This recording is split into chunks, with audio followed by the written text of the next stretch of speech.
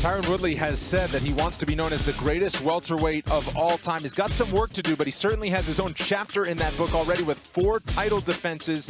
His 6 welterweight finishes are tied second most all time. He's got double-digit knockdowns, and his wrestling background from the University of Missouri has certainly served him well in the octagon. But that feature right there, and of course we've seen it at the press conference, the social message of racial equality is certainly something that Tyron Woodley is leaning into this weekend. Your thoughts on kind of fighting with that perspective this weekend? I think it's great that he's taking that on as far as wanting to fight for it. But at the same time, you don't want to put too much on your plate when you have such an emotional fight ahead of you. This fight with Colby Covington is pulling on him for so many reasons in all different kind of areas. He's on a skid, a few fight losing skid, and he has a pressure of just dealing with what people say. There's a lot going on, and I think that maybe putting so much on his pressure with all of the things that he's doing, it could hurt him. Yeah, and you mentioned the results in the last 2, and then also the type of fighter on the other side, because say all you want about the trash talk, Covington is a guy who you should probably focus fully on when you're going 5 rounds with him.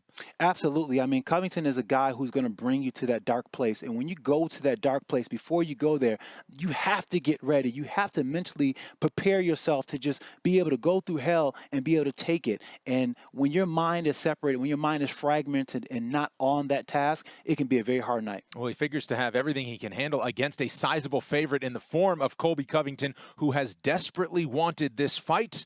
He caught up with Megan Olivi. Thank you so much, guys. Colby, your first camp training under Colby Covington, Inc. So what was the preparation like now under this new umbrella? The preparation was better than it's ever been, Megan.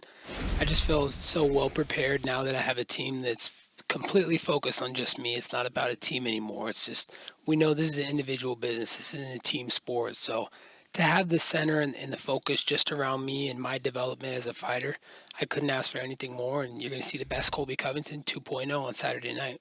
What do you believe 2.0 really entails for us? I believe 2.0 entails a different fighter than the world's never seen. You saw a world-class fighter with me before, but now you're going to see another level that you haven't seen before.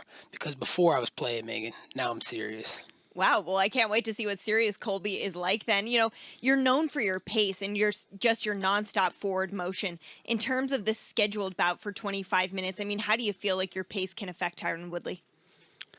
No doubt about it. Tyron Woodley's a tin man with no heart, so my pace is going to break him. He's not going to be able to survive for 25 minutes. He's going to be out of there in 15 max, so I just feel like my pace, my relentless pressure, and my willpower is going to overcome his sorry ass.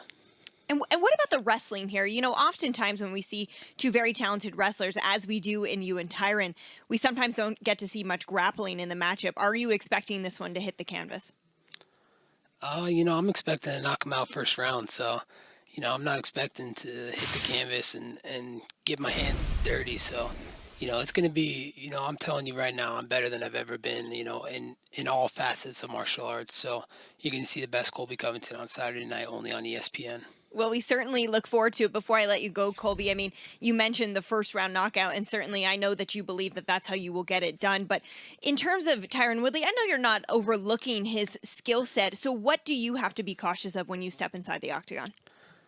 The biggest thing I need to be cautious of when I step in the octagon with Tyron Woodley is if he starts rapping in that octagon.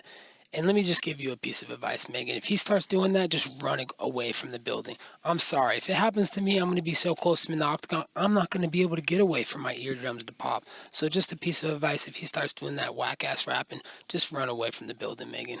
Oh, man. All right, Colby. Well, we appreciate it. Good luck to you. I know you are stoked for this fight, as are we. We appreciate your time. Thank you, Megan. Thanks. Guys, back to you.